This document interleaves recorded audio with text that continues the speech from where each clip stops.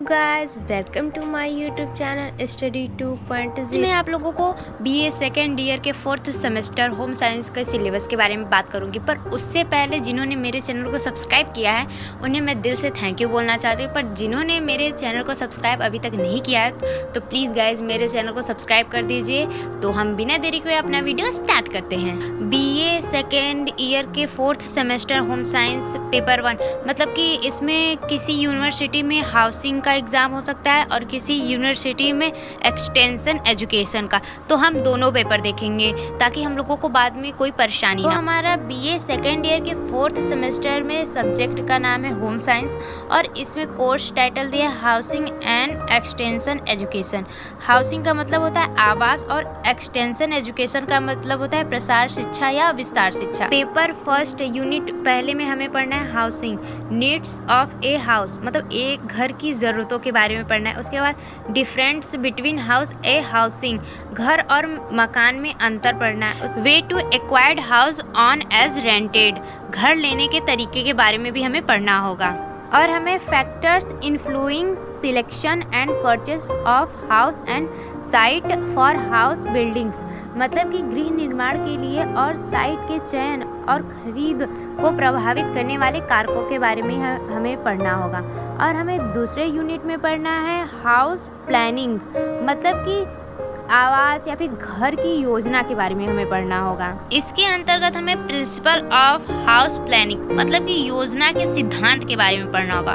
फिर इसके बाद हमें planning different residential space in a house मतलब कि एक घर में विभिन्न आवासीय स्थान के बारे में पढ़ना होगा।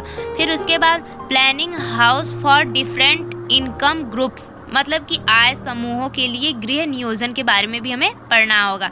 फिर हमें तीसरे यूनिट में पढ़ना है। यूनिट में हमें इंटीरियर डिज़ाइनिंग के बारे में पढ़ना होगा। इसके अंतर्गत हमें इंट्रोडक्शन टू इंटीरियर डिज़ाइनिंग मतलब कि इंटीरियर डिज़ाइनिंग का परिचय देना होगा। फिर उसके बाद इम्पोर्टेंस ऑफ गुड टेस्ट मतलब कि एक अच्छे परीक्षण का महत्व भी हमें बताना होगा। उसके बाद हमें ऑब्जेक्टिव ऑफ इंटीरियर डेकोरेशन मतलब आंतरिक सजावट का उद्देश्य ये भी हमें पढ़ना होगा। फिर उसके बाद एलिमेंट्स ऑफ डिज़ाइन मतलब डिज़ाइन के तत्व। इसके अंतर्गत हमें line shapes texture colour paints light as space ये सब हमें पढ़ना। उसके बाद हमें प्रिंसिपल ऑफ डिज़ाइन मतलब कि डिज़ाइन का सिद्धांत ये पढ़ना होगा। इसके अंतर्गत हमें प्रोपोर्शन बैलेंस रिदम एम्फसेन हार्मनी ये सब हमें पढ़ना होगा तीसरे यूनिट में। अब हम 4th यूनिट में देख लेते हैं। यूनिट में हमें हाउस डेकोर्स पढ़ना होगा।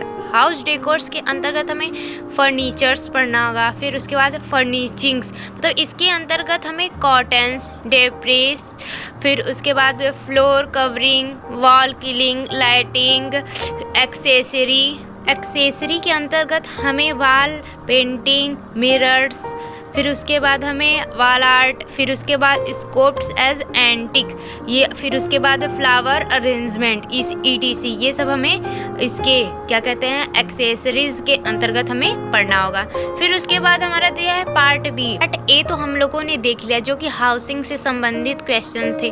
फिर अब हम पार्ट बी देखेंगे जो कि एक्सटेंशन एजुकेशन से संबंधित क्वेश्चन होंगे। तो हम देख लेते हैं 5वां यूनिट दिया है एक्सटेंशन एजुकेशन। इसके अंतर्गत हमें मीनिंग्स कॉन्सेप्ट्स ऑब्जेक्ट्स और principles philosopher of extension education फिर दिया है early extension efforts in India फिर दिया है formal as non formal education ये हमें एक्सटेंशन एजुकेशन के अंतर्गत पढ़ना होगा। अब हम लोग देख लेते हैं हमारा 6वां यूनिट। 6वें यूनिट में हमें एक्सटेंशन टीचिंग्स एज लर्निंग्स इसके अंतर्गत हमें royal and qualities of any extension workers के बारे में पढ़ना होगा। फिर उसके बाद steps in extension teachings process के बारे में पढ़ना होगा। फिर उसके बाद creators for effective teachings as learning के बारे में भी हमें पढ़ना होगा। अब हम देख लेते हैं हमारा 7वां यूनिट जिसके अंतर्गत हमें चैलेंजेस इन कम्युनिकेशंस मतलब कि संचार में चुनौतियों के बारे में भी पढ़ना होगा। फिर उसके बाद है रिलेशनशिप बिटवीन कम्युनिकेशंस मतलब कि संचार और विकास के बीच संबंध ये भी हमें पढ़ना होगा। फिर उसके बाद है एक्सटेंशन एज डेवलपमेंट इसके बारे में भी हमें पढ़ना होगा। फिर उसके बाद है एक्सटेंशन टीचिंग्स मेथड्स अंतर्गत भी हमें पढ़ना होगा classifications, factors including the selection as us for extension, teachings, methods, मतलब कि वर्गीकरण, मार्गदर्शन, कारक, प्रसार, शिक्षण विधियों का चयन और उपयोग, ये सब भी हमें पढ़ना होगा। ठीक है, फिर हमें लास्ट और 8वें यूनिट में पढ़ना है ऑडियो विजुअल एड्स, मतलब कि श्रव्य दृश्य सामग्री के बारे में हमें पढ़ना होगा। इसके अंतर्गत हमें डिफिनीशन मतलब कि परिभाषा, फिर इम्पोर्टेंस मतलब महत्व, फिर क्लासिफिकेशंस वर्गीकरण और सिलेक्शन, फिर उसके बाद हमें preparations as effective us of audio views aids, ये सब हमें पढ़ना होगा। तो आई होप गाइस कि आप लोगों को ये वीडियो समझ में आई होगी। तो मैं आप लोगों से एक बार फिर से कहना चाहती हूँ कि अगर अभी तक आप लोगों ने मेरे चैनल को सब्सक्राइब नहीं किया है तो प्लीज़ गाइस मेरे चैनल को सब्सक्राइब कर दीजिए एंड थैंक यू।